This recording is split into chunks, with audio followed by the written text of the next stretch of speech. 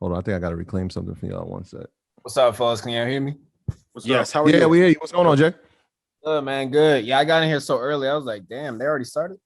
But yeah, man, just want to say shout out to you guys. You guys have came a super far long way with everything you've done for EYL Market Mondays. So in light of that, would you guys just be able to talk about the first investment you ever made, whether it be traditional real estate, stocks, a lemonade stand? Just what was your first thing and you're like, all right, this is an investment. I want my money to work for me. That's an excellent Great question, man. Great question. The first investment I ever made, I was 18 years old in prep school. Shout out to IMG Academy. I was in prep school in Florida, one of the best basketball schools in the country. And being that I was in prep school, I was like a fifth year senior.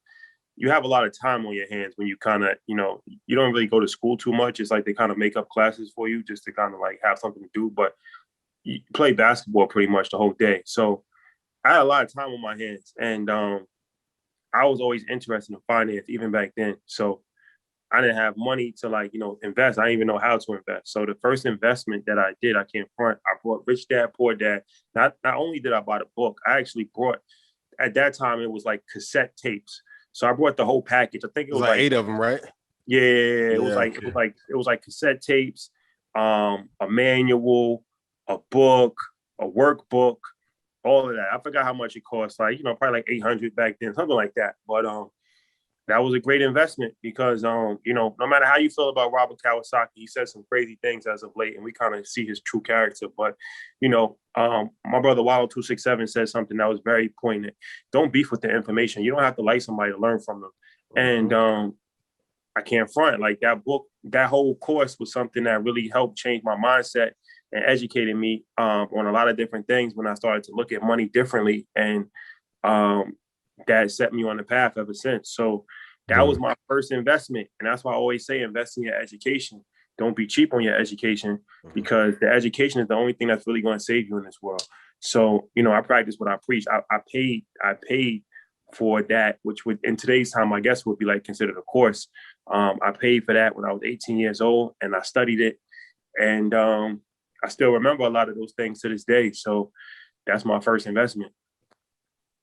Yo, that's crazy. And I'm gonna give Mike his credit right here. Shout out to Mike, our partner. It was very similar. So that was the first investment I made too. I remember I had just graduated college. This is probably like 2005. So Shao, you probably still in prep school at the time, or maybe not. So we were talking. We were sitting at Jamal's house, and we were trying to figure out a business we could start together. I think you were there. We were talking about trying to get a cold stone together. We were going to do a cold stone, and then we were talking about it. And then I remember Mike was talking in a language that I had never heard him speak before, and he was talking about business and investing. And I'm like, yo, where did this come from? Mm-hmm. And he had told me he read Rich Dad Poor Dad. And after that night, I said, all right, that's it. He inspired me to get that book and read it and learn from it. And from there, I made my first investment in the stock market, which was my first company I bought was Apple. And it was $85. And I think they were about to announce the iPhone, or there was some rumors that they were going to come out with a phone. And so I scrambled up enough money. I was a TA in Pleasantville, New York, and I scrambled up enough money to buy like 5 or 6 shares. And I was like, all right, bet. This is great. So that was my first investment in the stock market. And Rich Dad Poor Dad was the first investment in myself. But you got to put it in perspective. That's $85. People will say like Apple's like at 100.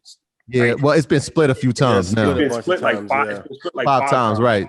So right, like 5 times. So that's the equivalent of like it being $5 right now. Yeah. It was crazy, and it was crazy because I'll never forget. I had bought Rich Dad Poor Dad, and I bought Business Week, and I was like, it inspired me. Like, you know what? I need to learn more. It wasn't something that I learned in my household. My brothers weren't really familiar with it. You and you and Jamal were familiar with it, and Mike was coming in contact with this type of information. I was like, I need to step my game up, and not just worry about like my profession. I need to worry about investing as well. And so I had bought Business Week, and inside that Business Week, I had learned about obviously Apple. I learned about China Mobile. I learned about Baidu, and there was another company. But all those companies came from the same magazine, and so I was like, all right, these are the companies I'm going with. And I did well. And then obviously 2009 happened with with the market. Well, 2008 happened with the market like tanking, and I was like, ah man. So that was the first lesson from my first investment. All right, be patient, stay the course, which I didn't know then. Obviously, I know now. Yeah, and that information that it was hard to even get good information. Like even books were word of mouth, because if you look back at that time when Rich Dad Poor Dad was good and popular, there were hundreds of other books that were terrible. So that square about being an entrepreneur versus owner versus investor shaped me forever. So that one was critical. And No BS Time. Let me look it up. No BS Time Management for Entrepreneurs by Dan Kennedy. Kudos to my guy who introduced me to it.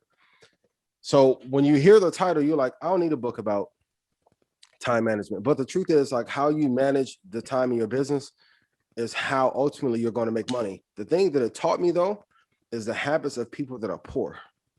Mm-hmm. So he has an entire breakdown. Like when I do business with people, this is what I look for. Like if a person misses the first meeting, even by 1 minute, won't do business with them. And I'm like, that's harsh, but it's very poignant, because if I can't count on you on the first interactions to show up, when it's really crunch time, we have something big, you can end up ruining the company or the deal. So that book shaped how I did. And that's what so I got that book in 2007. That started the no email.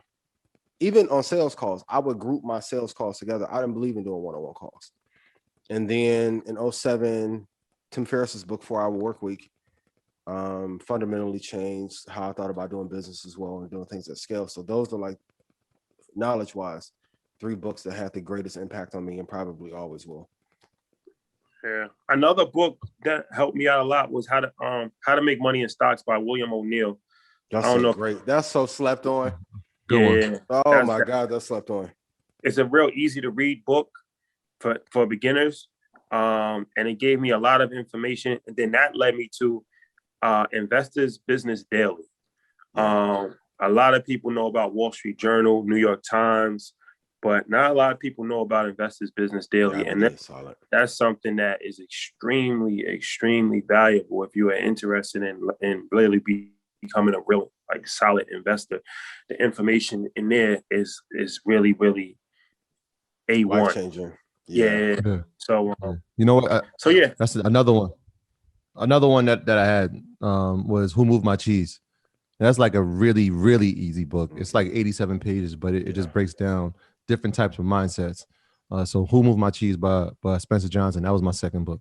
Those are good books though, Shadi, that you named. Solid ones. Jason, that was a great question, man. Appreciate you. Yeah, that's an amazing question, man. Took us down a trip down memory lane. Yeah, man. I'm having flashbacks. I appreciate it though, because I think some of the best investments that you can make are the intangibles. And I think we get too caught up on, all right, what's the quickest play? What's the quickest way? But if you change your mindset, everything just kind of opens itself up. So I appreciate that. Thank you. No, and for real, you can get lucky. That's why I always tell people all the time, they're like, what's the play? What's the play? You can make $1 million by luck. Invest in Dogecoin a year ago and you're a millionaire. Like, you know what I'm saying? But that's not sustainable, because it's like now the worst thing that can happen to you is you make a lot of money and you don't know how you made it. Mm-hmm. Because now you're fear nervous. And pressure to come with that. Yeah, now you're nervous. Now you're scared, because deep down in your heart, you can't duplicate that. You can't duplicate that. Eventually your money's going to run out. So, because you don't know how to invest. You just got lucky. So this is why we try to educate you and try to, like, teach people actually how to fish, how to invest. So reading and